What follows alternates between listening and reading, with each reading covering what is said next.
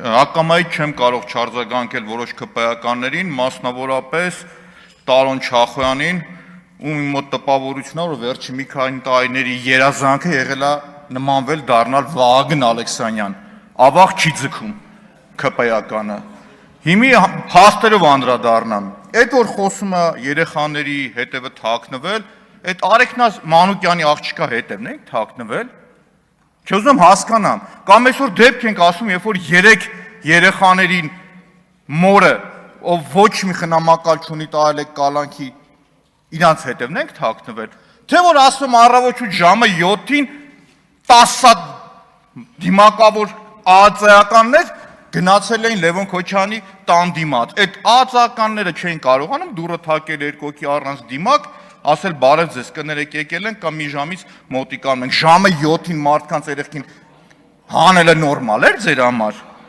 Շարունակեմ ես, ուրեմն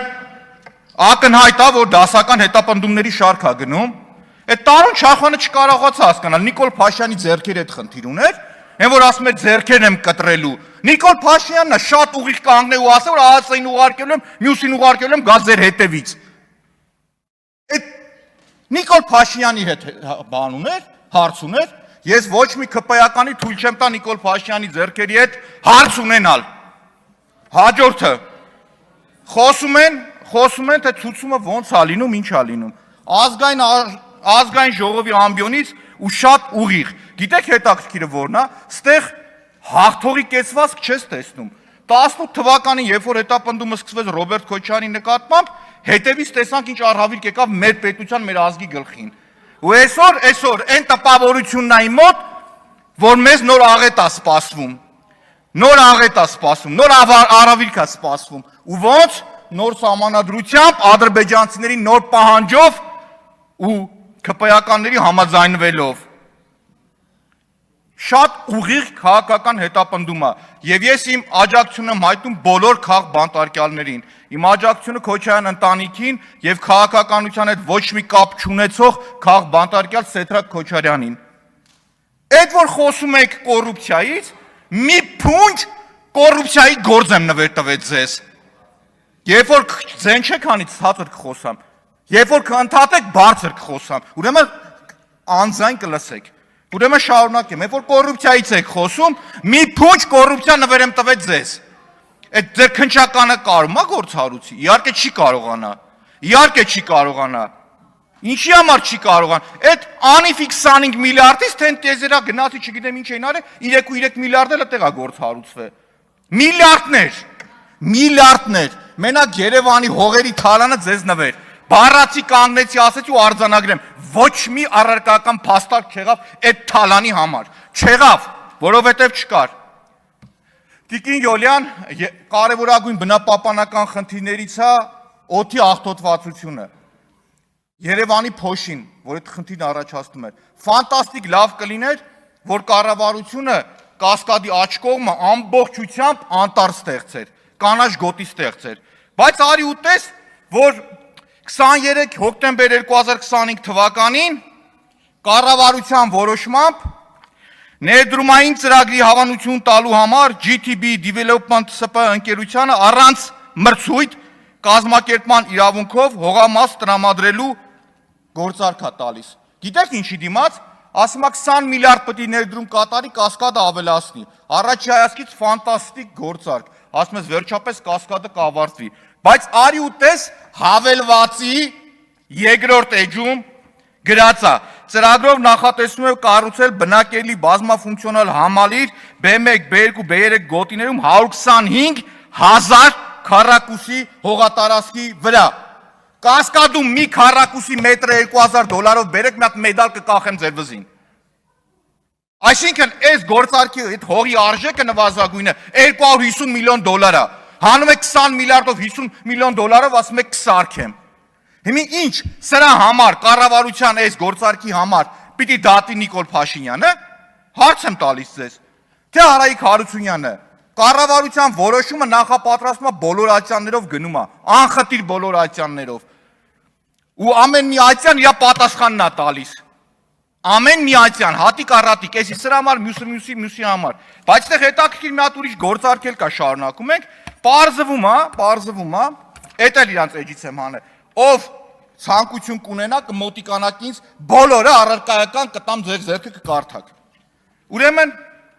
Ռենշին ընկերությունը իր էջում հրապարակում է, որ արդեն մի քանի ամիս անց պարզվում է, որ այդ պրոյեկտի մասնակից դառնում է Ռենշինը։ Ու Ռենշինի գործարքի հետ կապված GDP տնօրենը հայտարարում է, որ հենց ֆինանսական անսանսանության ու խոշոր ծրագրերի կառավարման փորձն են դարձել այս գործարքի առանցքային շարժիչ ուժը։ Հենց այս գիտակցումով էլ մենք ռազմավարական որոշում կայացրեցինք ուժերը միավորել քաղաքաշինական ոլորտի բացարձակ առաջատարի հետ։ Բա որ առաջատարն ուրիշ ընկերություն էր։ Էս մեր անուշ աղբորխի անիք տվեցիք։ Կարամ իմանամ։ Չէ, կարող եմ իմանալ, թե չէ։ Կառավարության որոշումն է, չեմ քննարկում, ինչի համար է որոշել, ոնց ինչ։ Փաստացի հավելված մեկի մեջ ասում է 125,000 քառակուսի մետր հող։ Կասկադում այսօր հողերի գինը $4,000 է։ Առնվազն 600 միլիոն դոլարի հող։ 600 միլիոն դոլարի։ Թե բա կոռուպցիայի դեմ եք պայքարում։ Այն հայտնի դասականն ասում էր հորս Սարև։ Հիմի շարունակեմ շարունակությունն էլի, տենց որ խոսում բան են անում։ Անցյալ տարի 4.8 Յոլյան 4.8 միլիարդ դրամ Երևանի քաղաքապետարանը փողա ծախսե կանաչ գոտիներ ստեղծելու, այդ տարածքները պահպանելու համար։ Քանի ծառա տնկե։ 5,000 ծառ։ 5,044 ծառ, որ գնաս մանգաս դա չի լինի։ Գնաս մանգաս դա էլ չի լինի։ Թե բա կոռուպցիայի դեմ ենք պայքարում մենք։ Ուրեմն օդի աղտոտվածության դեմ պայքարելու հետ կապված կարևորագույն խնդիրը այս խցանումները, որովհետև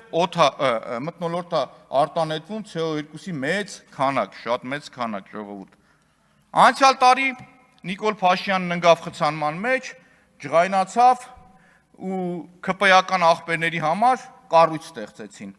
Կառույցի մասին երեք խոսացի, որ 1.8 միլիոն դրամ աշխատավարձ է ստանում։ Բայց արի ու տես, որ այդ կառույցի զույգ աղբերը կար արդեն Երևան քաղաքում։ Ու այդ կառույցի զույգ աղբոր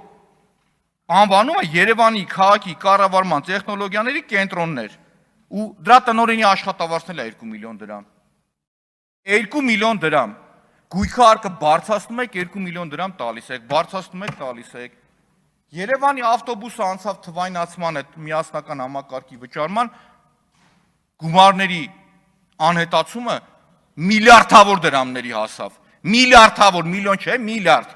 Միլիարդը գիտեք, չէ՞ քանի միլիոն է։ Թե չգիտեք, էդ էլ կասեմ։ Հաջորդը, որ խոսում եք, գիտեք, լեգիտիմության ճոճը ձեզ զգացնել է տալիս։ Եվ ձեր հետապնդումները երկրում գործող ընդդիմադիր մեծ ուժերի ղեկավարների հետևից գնալը Գագիկ Ծառուկյան, Ռոբերտ Քոչարյան, դրանից առաջ Սամվել Կարապետյան, ինչ վախեր ունեք, կարող եք անկեղծ ասել։ Եկեք ասեք մենք մի հատ մեծ չարիք ենք բերում մեր ազգի, մեր ժողովրդի գլխին, խնդիր ունենք վախի մթնոլորտ մտցնենք։ Խնդիր ունենք, որ ոչ մեկ չհամարձակվի ձայն հանել։ Ոչ մեկ, բայց սխալվում եք ժողովուրդ։ Կան մարդիկ, ովքեր սիրում են իրենց հայրենիքը, իրենց Հայաստան, իրենց հողն ու ջուրը։ Չի կարելի, այս ատելության մթնոլորտի վերջը դրեք։ Մի քանի անգամ ասել եմ, լավ տեղ չի տանում։ Մենք խոսում ենք, որ առավոտ շուտ ժամը 7-ին դիմակավորված 10 հատ ԱԱՑ-ի ալֆայեն բանն է դոշին խփած, եկեք կանգնել էին ընդեղ երեխաների մոտ, ասում ենք ժողովուրդ, դրա տեղը կարելի է մի քիչ ասած չմայսի կուլտուրական եղեք, կուլտուրական ներխուժեք։ Կուլտուրական գնացեք մտեք, ասեք կներեք, կամ ժամը 7-ին ենք եք, երեխեքը քնած կլինեն, ոնց է լինում, դուք էլ երեխեք ունեք, կամ ժամը 9-ին գնացեք, ով է ձեզի բան ասում։ Հիմա եկեք կանգնել եք ստե մի հատ երեխեքի հետևն եք թաքնվում։ Լուրջ եք խոսում դուք։ Մի հատ գնացեք հայլու դեմը կանգնեք, ինքներդ ձեր հետ խոսեք։ Տպավորությունն է մարդկանց մոտ, որ իրանք դեռ համակարգչի են կողմն են եւ իրանք fake account-ի առաջ են իրանք, որ ինչ ուզեն խոսեն ու գրեն ու ասեն։ Չի կարելի, այս ամեն ինչի վերջը պիտի դրվի։ Ու ինչքան խորացնեք այս ատելությունը, ինչքան խորացնեք, այնքան ավելի վատ տեղա տանելու։ Ասել եմ մի անգամ էլ եմ ասում, քամից անեք, փոթորիկ հետ եք հավաքելու։ Ես խնդիր չունեմ, թե ձեր հետ շփվելու, թե ընդդիմադիրների հետ շփվելու կոմունիկացիայի խնդիր չունեմ, ամեն բանի հետ բացատրում ասում եմ, բայց ամեն ինչը պետք է ունենա սկիզբ ու վերջ։ Ազատություն բոլոր քաղբանտարկյալներին։